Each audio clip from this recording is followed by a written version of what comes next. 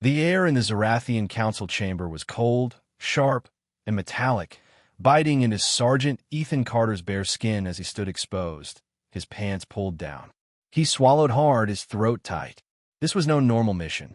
Across from him sat Queen Seraphine, her amber eyes glowing with a mix of awe and eerie curiosity. Her warriors, tall and still as statues, stared at him with gazes that cut like knives. The chamber's black walls shimmered with strange, star-like patterns, shifting in the dim light. Carter's heart raced as the queen studied him like some rare creature in a lab. For the 100th time, he wondered how he'd ended up in this bizarre, humiliating moment. It all started 6 months ago at the edge of known space.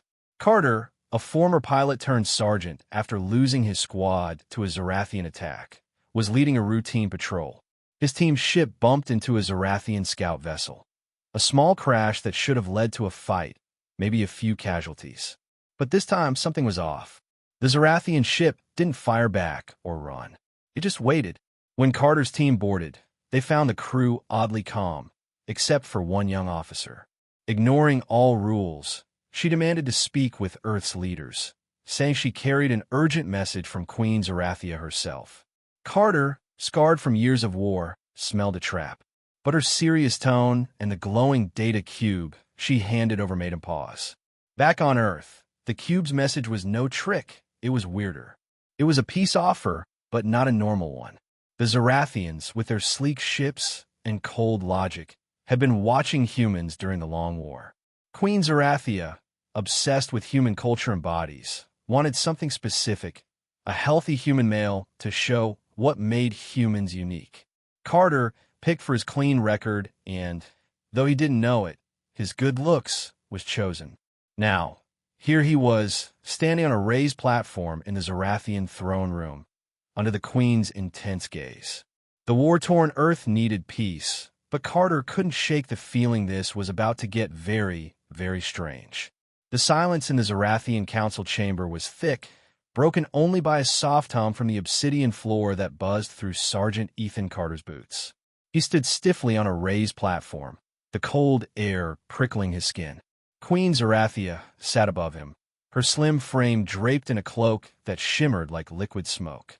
Her glowing amber eyes pinned him in place, sharp and curious, like she was unraveling a secret.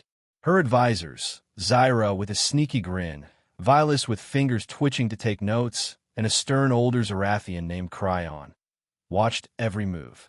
Carter's stomach churned. What did they want from him? Sergeant Carter, Queen Seraphine said, her voice clear and cool, slicing through the quiet. We've studied your records, your health, your battles. You're a strong specimen. Carter nodded slightly, his jaw tight. There was no point lying. The Zerathian's tech probably knew more about him than he did. But there's something strange, she continued, tilting her head, her eyes narrowing. A mark on all humans we've seen. A little, round dent in the belly. Carter's heart skipped. Then he nearly choked on a laugh. A dent? They meant his navel? His belly button? It was so absurd he almost forgot where he was, but Queen Zerathia's dead serious face stopped him cold. Cryon, the grumpy advisor, glared at Carter like he was a pest, his hand resting near a weapon. Zyra giggled softly, covering her mouth, while Vilas leaned forward, whispering, "A dent," to another advisor, her eyes wide with curiosity. This mark, Zerathia said, pausing dramatically, is a small, round dip, sometimes a tiny bump. We've studied its cells, its shape, but we don't understand it. What is it for? Carter's mind reeled. They'd hauled him across the galaxy, risked a war, over his belly button. He glanced down, his hand instinctively covering his stomach. Sergeant Carter, Zerathia's voice sharpened, pulling his eyes back to her. We need to see it. Show us this dent. Now. The room grew heavier, the warrior's stares like needles on Carter's skin. Zyra's giggle hung in the air, and Vilas's eager whispering made Carter's cheeks warm. Cryon's scowl deepened, his eyes flicking to the queen as if urging her to move on. Showing his navel felt ridiculous, humiliating, but Carter knew he was trapped. Peace with the Zerathians, however weird the price, mattered more than his pride. He sighed, the sound loud in the silence, and reached for his uniform's zipper. The rasp of the zipper echoed, making Zyra laugh outright, a bright, mischievous sound. Vilas shushed her, but her own eyes sparkled. Carter pulled his shirt up and nudged his pants down just enough to reveal his stomach. There was his navel, a small, slightly sunken scar, nothing special. Zyra let out a tiny "oh" and leaned closer, whispering to Vilas, "It's so cute." Vilas nodded, scribbling on a glowing tablet. The warriors stayed stone-faced, but one tilted his head slightly, curious despite himself. Cryon huffed, crossing his arms, his glare screaming he'd rather blast Carter than look at him. Queen Seraphine leaned forward, her eyes narrowing. "That's it?" she asked, her voice tinged with surprise. "That little dip?" Carter nodded, feeling like a complete fool. "Yes, your majesty," he mumbled, his face hot. "That's my navel." Seraphine stared at the scar, her big eyes unblinking, like it was a map to some cosmic treasure. The advisor's whispers grew louder, a soft buzz filling the room. Zyra nudged Vilas, giggling. "It's like a little button." Vilas shushed her again, but couldn't hide her own grin. Cryon's glare shifted to Zyra, his hand twitching like he wanted to shut her up. Carter's mind raced. Were they serious? Was his navel really what this was about? He thought of his mom, her warm smile from years ago, and a pang hit his chest. She'd laugh if she saw him now, standing half-dressed in front of aliens obsessed with his belly button. "What does it do?" Seraphine asked, her voice cutting through the chatter, sharp with curiosity. Carter cleared his throat, feeling like he was explaining colors to a blind person. "Well, when humans are born," he said, "we're connected to our moms by a cord. It gives us food, air, stuff like that. After we're born, the cord's cut, and this," he pointed at his navel, "is what's left. Just a scar." The advisors gasped softly, and Zyra's eyes went wide, like he'd told her the stars were made of candy. Vilas muttered, "A cord?" to their mom, and scribbled faster. Cryon snorted, his voice low but bitter. "Weakness," he muttered, loud enough for Carter to hear. Seraphine raised a hand, silencing them all. "A cord," she said slowly, her gaze intense. "You depend on another to live?" "Yeah," Carter said, steadier now, the memory of his mom grounding him. He stood a little taller. "It's how we all start. It's normal for us." Seraphine leaned back, her eyes still locked on his navel. "This mark," she said, almost to herself, "shows you're vulnerable, tied to another." Carter's pride flared, surprising him.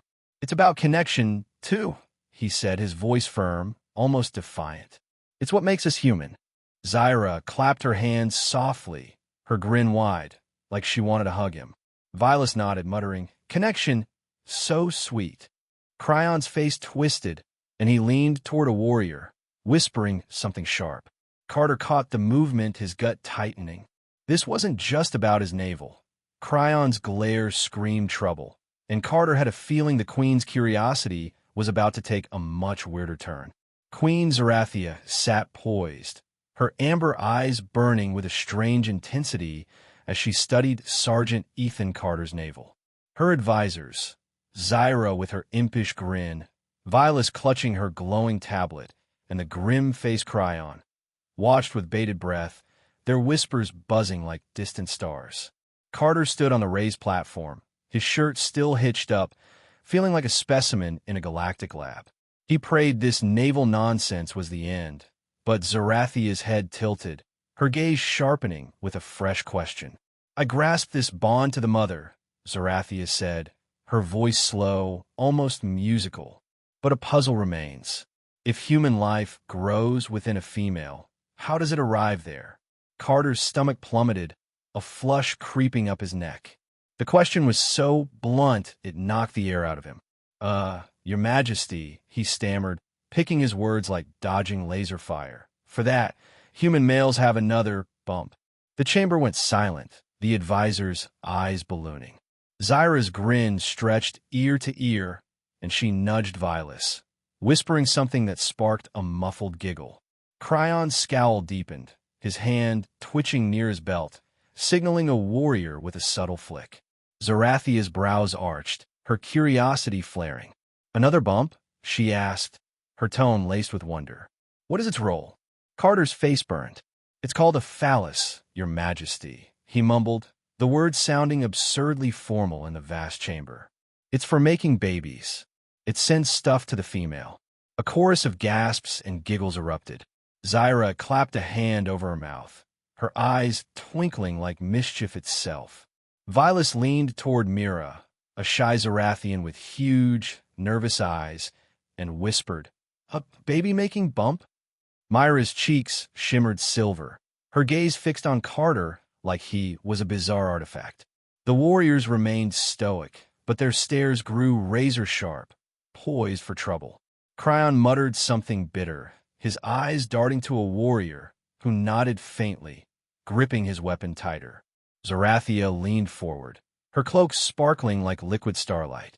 "Send stuff?" she echoed, rolling the words curiously. "Directly? Through this second bump?" "Yeah," Carter said, shifting on the platform. The eyes on him felt like 1,000 suns, the air stifling. "That's how it works." The Queen's lips curved into a sly, curious smile. "We must see it," she declared, as if it were the most natural request. "Show us this second bump, Sergeant." Carter's heart screeched to a halt. "Show it," he choked, his voice cracking like brittle glass. Zyra's giggle burst free, bright and unrestrained, and Vilas bounced in her seat, her tablet forgotten. Mira whispered, "Really?"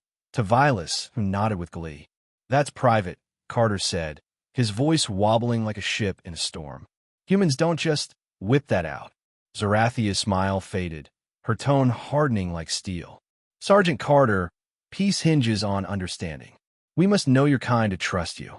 Show us, or risk everything." The warrior's hands rested on their glowing rifles, and Cryon's glare seared, his fingers flashing another quick signal to a warrior. The air thickened, heavy with unspoken threats. Carter's hands trembled, his mind screaming to run, to argue, to do anything else. But he saw his squad's faces, lost in Zarathian blasts, and Earth's battered colonies, clinging to hope. If this could save them, he clenched his jaw, pride burning like acid, and muttered, "Fine, for peace." The room fell silent, the floor's hum roaring in his ears. Carter's fingers fumbled with his belt, the clink echoing like a thunderclap. Zyra bit her lip, her eyes sparkling with delight. Vilas leaned so far forward she nearly toppled. Mira hid half her face, peeking through slender fingers. Cryon crossed his arms, his scowl a storm cloud, muttering to a warrior with sharp, angry gestures. Carter took a shaky breath, tugged his pants and boxers down just enough, and stood exposed. The cold air stung, and his face blazed crimson. He stared at the ceiling, mentally reciting starship specs, thrusters, coolant valves, anything to stay calm. Zyra let out a high-pitched squeak, then laughed, clapping her hands. "It's so strange," she chirped, her voice bubbling with excitement. Vilas gasped, "Look at it," and nudged Mira, who whispered, "It's so different." The warriors didn't budge, but their eyes locked on him, unyielding. Zarathia leaned closer, her gaze intense yet curious, like she was studying a rare relic. "This is the second bump?" she asked, her voice soft. "The one for making babies?" Carter nodded, his throat parched. "Yes, Your Majesty," he rasped, wishing a black hole would swallow him whole. Zarathia's eyes didn't waver. "Extraordinary," she murmured, her voice almost reverent. Then, to Carter's dread, she waved a hand. "Xira, Vilis, mira, come croser." "Examine it." Carter's stomach lurched. "Examine?" he blurted, his voice a desperate squeak, but Zyra was already bounding forward, her grin massive. Vilas tugged Mira along, who looked like she'd rather melt into the floor. Cryon stayed back, his glare venomous, whispering fiercely to a warrior, his hand slicing the air. Zyra knelt near Carter, tilting her head like a kid with a shiny new gadget. "It's so soft," she said, reaching out. Her fingers brushed the second bump lightly, like stroking a delicate petal. Carter flinched, his face scorching, and bit his lip hard, trying to stay still. Vilas giggled, shoving past Zyra. "Let me try," she said, her fingers bolder, giving the bump a gentle twist. "It's like a squishy spring," she laughed, her eyes gleaming with mischief. Mira hesitated, then leaned in, her touch timid but curious. "It's warm," she whispered, pulling back like she'd touched a star. Carter's mind raced. Warp cores, fuel lines, anything to keep control, but their touches sent tingles he couldn't ignore. His fists clenched, nails digging into his palms. Zyra tilted her head, stroking the bump softly. "Can it get bigger?" she asked, her tone pure, childlike curiosity. Vilas chimed in. "Does it wiggle on its own?" Mira, barely audible, mumbled, "Does it hum or something?" Carter's face was a furnace. Sometimes," he muttered, his voice strained. "It depends." Vilas leaned closer, her fingers circling the bump playfully. "What's it feel like?" she asked, giggling when it twitched. Zyra, not to be outdone, poked it gently, laughing. "It's like a little creature." Mira, caught up in the fun, brushed it again, whispering, "Does it have a smell?" Then, with a shy glance at the others, she added, "I mean, what does it taste like?" Zyra burst out laughing, clapping her hands, and Vilas gasped. "Mira, you're so bad." Myra's face shimmered silver, and she hid behind her hands, mortified. Carter's jaw dropped, his brain short-circuiting. "Haste," he croaked, his voice barely there. He tried to picture his old ship's engine room, rusted bolts, anything, but the advisor's teasing was relentless. The advisor's giggles grew wilder, their touches more daring. Zyra gave the bump a soft pat, saying, "It's so bouncy." Vilas tugged it gently, laughing. "It's like a toy you can't break." Mira, now bolder, brushed it again, whispering, "It's so smooth." She paused, then added, "Maybe it tastes like starfruit?" Zyra howled with laughter, nearly falling over, and Vilas fake pouted, "I bet it's sweeter." Carter's face felt like it could melt steel, his heart hammering. He tried thinking of ice storms, broken engines, anything to stop his body from reacting, but the constant touches and silly questions were too much. Then it happened. The second bump stiffened, standing up like it had a mind of its own. Carter's stomach dropped, panic flooding him. No, no, no, he thought, but it was too late. Zyra froze, her eyes huge. "It's moving," she squealed, stepping back. Vilas clapped, laughing. "It's growing bigger." Mira gasped, stumbling backward, her face glowing silver. "Is it alive?" she whispered, half awed, half scared. The warriors tensed, hands gripping their rifles, and Cryon shot to his feet, roaring, "He's attacking." He pointed at Carter, his voice shaking the room. "This is a human weapon." He signaled a warrior, who raised his weapon, the barrel glowing ominously. Carter's heart pounded, his hands flying up. "No, no, no," he yelled, voice cracking with desperation. "It's not an attack. It's just doing what it does." His mind flashed to his squad, lost in flames, and he knew he couldn't let this ruin peace. Zarathia raised a hand, her voice cutting like a blade. "Silence." The warriors froze, rifles still aimed, and Cryon's face twisted with fury, but he sank back, seething. She turned to Carter, eyes narrowed, her curiosity now edged with suspicion. "Explain, Sergeant. What is this doing what it does?" Carter's face burned, his brain scrambling for words. "It's normal," he said, voice shaking like a faulty thruster. "When the second bump gets, touched a lot, it stands up. It's not a weapon. It's just how it works." He cringed, adding, "It's cold in here, okay? Usually it's not so lively." He glanced at the advisors, muttering. And all that touching didn't help. Zyra's giggle broke the tension, bright and unstoppable. "It's so cool," she said, clapping again. Vilas whispered to Mira, "It's like magic." Mira, still stunned, mumbled, "Does it always stand like that?" Her voice was tiny, but her eyes were wide with wonder. Zarathia's lips twitched, almost a smile. "This standing," she said slowly, "is for making babies?" "Yeah," Carter said, his voice barely a whisper. He thought of his squad, their laughter before missions, and forced himself to stand taller. despite the humiliation. It's part of the process. For peace, right? Zarathia's eyes gleamed, her curiosity now a blazing inferno. Remarkable, she said, her voice soft but eager. This reaction, it shows readiness for life. She glanced at Zyra, Vilas, and Mira, who were still staring, half laughing, half mesmerized. Zyra tilted her head, asking, "Can it stand taller?" Vilas added, "Does it dance if you touch it more?" Mira, blushing silver, whispered, "What if we tried tasting it?" "Just to know," Zyra howled, doubling over, and Vilas fake scolded, "Mira, you're wild." Carter's jaw hit the floor, his face hotter than a supernova. "No tasting," he blurted, voice cracking. "That's not for peace." He tried to picture frozen wastelands, broken ship parts, but the advisor's relentless teasing made it impossible. Cryon, still glaring, leaned toward another warrior, his whispers sharp and urgent, his eyes promising trouble. Zarathia ignored him, her gaze locked on Carter, her smile growing.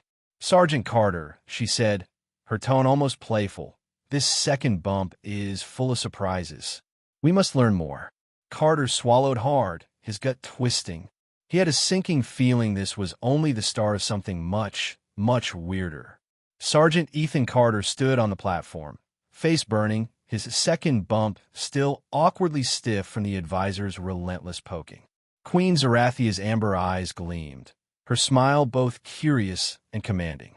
Zyra, Vilas, and Mira hovered nearby, giggling and whispering, while Cryon's glare could have melted steel, his hand twitching toward a hidden device. Carter's heart pounded, praying this nightmare was over, but Zarathia's next words hit like a shockwave. "This standing of the second bump," she said, her voice soft but eager, "shows readiness for life. Sergeant Carter, we must understand it fully.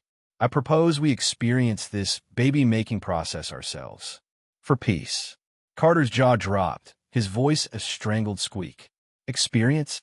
Zyra gasped, clapping her hands, while Vilas whispered, "Oh, stars, really?" Myra's eyes went wide, her silver cheeks glowing. Cryon's scowl twisted into outrage, his fingers tapping a quick signal on his device. Carter shook his head, stammering, "Your Majesty, that's way too far. I can't just." Zarathia cut him off, her tone firm. "Peace requires trust, Sergeant. Your kind's emotions, your phallus, fascinate us. A direct experience will seal our bond." Her eyes sparkled, almost playful but unyielding. Carter's mind raced, flashing to his lost squad, Earth's ruins. Refusing could spark war, but this?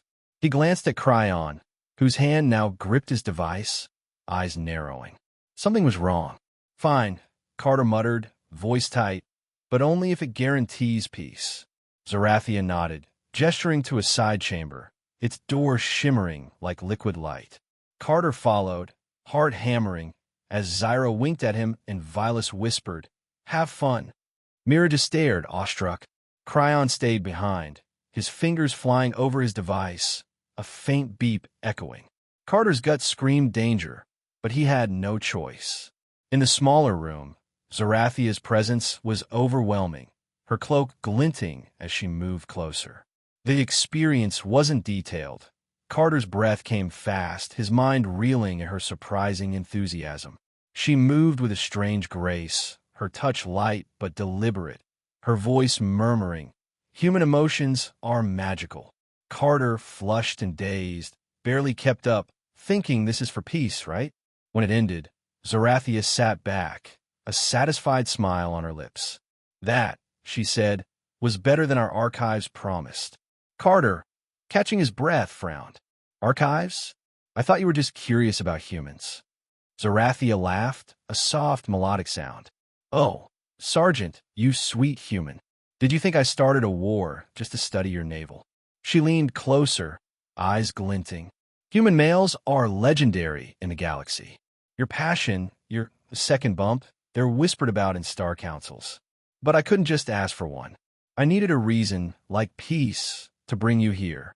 Carter's mouth fell open. "You staged the war? For this?" Not entirely, Zarathia said, smirking. The war was real, but I nudged it along. I wanted a human male, and you, Sergeant, were perfect. She paused, her smile turning sly. And now I want more. Carter's stomach twisted. More? You got your experience. Sign the peace treaty, and we're done. Zarathia's eyes narrowed, amused. Peace, yes. But for lasting harmony, we need more human males. Volunteers to share their gifts. In exchange, we end all conflict. Before Carter could argue, a loud beep cut through the room. Zyra burst in, her face pale. Your Majesty, Cryon's signaling our fleet to attack. He says Carter's a threat. Zarathia's smile vanished, her voice icy. Cryon dares? She tapped a device, and a hologram showed Cryon. Mid-order, freeze as Zyra's override locked his signal. I support peace, Zyra said, glancing at Carter. Cryon wants war to keep our old ways. Carter seized the moment, stepping forward, voice firm despite his flushed face. Your Majesty, no more games. Sign a clear treaty. Peace, no tricks, no volunteers. Or I walk, and Earth fights to the end. Zarathia studied him, then laughed softly. Bold, Sergeant. I like it. She nodded. A treaty, then. Peace, no conditions for now. But I'll still dream of more human ambassadors. She winked, and Carter groaned, knowing he'd never live this down.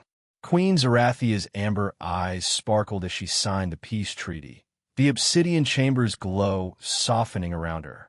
Sergeant Ethan Carter stood nearby, cheeks still red from his second bump. Ordeal, now a reluctant hero.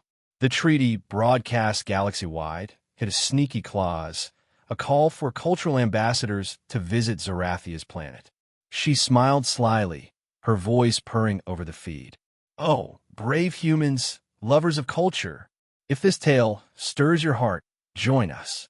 Sign up, leave a comment below.